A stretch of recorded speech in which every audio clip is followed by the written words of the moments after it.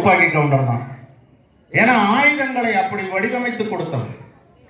அந்த ஆயுதங்களை வடிவமைத்து கொடுத்தது மட்டும் இல்லாது நவீன ஆயுதமான துப்பாக்கி சுடுவதிலே அன்றைக்கு மஸ்கட்டு தான். மஸ்கட் துப்பாக்கினா என்னன்னு தெரியாத இளைஞர்கள்லாம் தேடி படிக்கணும். திரி வச்சு கொளுத்தி வெடிக்கிறது திரி தான். அந்த திரி எரிஞ்சுக்கிட்டு இருக்கும். அந்த திரி போய் அந்த மருந்துல பட்டுச்சுன்னா வெடிச்சு கொண்டு போகும்.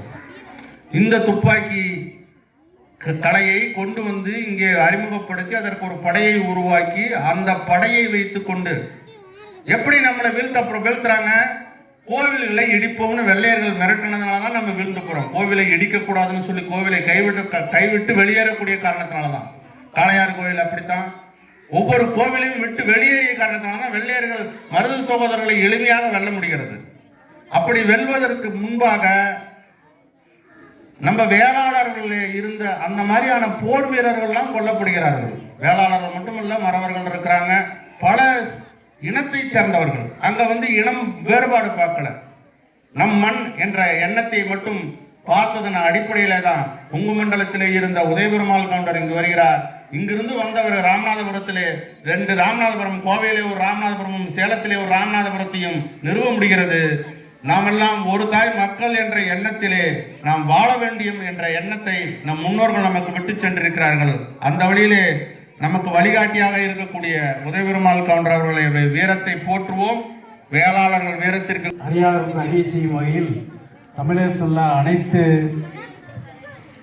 மறைந்த தியாக உள்ளம் கொண்ட வேளாளர் தலைவர்களுடைய இடங்களுக்கே சென்று அவருடைய புகழை பரப்புவதில் நாங்கள் வேளாளர் ஒன்றிணைவோம் இயக்கம் என்கிற பெயரிலே தொடர்ந்து பயணித்துக் கொண்டிருக்கிறோம்.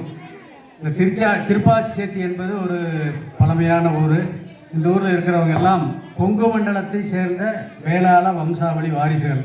இங்கே அவங்க துருவ வேளாளர் அப்படிங்கிற ஒரு பட்டத்தில் வாழ்ந்துட்டு இருந்தால் கூட பிறப்பால் ரத்த உறவால் அவங்க கொங்கு மண்டல வேளாளர்கள் தான்.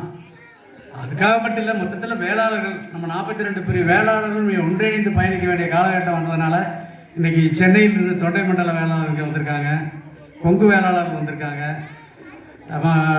டெல்டா மண்டலத்திலிருந்து வேளாளர்கள் வந்திருக்காங்க, கன்னியாகுமரி நாகர்கோயிலிருந்து வேளாளர்கள் கூட இன்னைக்கு வந்திருக்காங்க.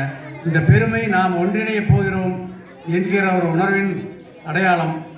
இது இப்போ நம்ம லண்டன் முருகேசன் மேடைக்கு வந்திருக்காங்கன்னா அவங்கெல்லாம் மிகப்பெரிய ஒரு வாழ்க்கை முறையை வாழ்ந்துருந்தால் கூட இப்போ அவங்களுக்கு இந்த தமிழகத்தில் 42 பெரிய வேளாளர் ஒன்று சேரணும் அப்படிங்கிற உணர்வு வந்திருக்கு. இதுக்கு முன்னாடி 2 வருஷமாக நான் கூட்டியில் ஒரு விஷயம் சொல்லிட்டு போனேன். ஏதாவது ஒரு சூழ்நிலையில் தங்களுடைய பெண் பிள்ளைகளை கொங்கு மண்டலத்திற்கு பெண் கொடுங்க.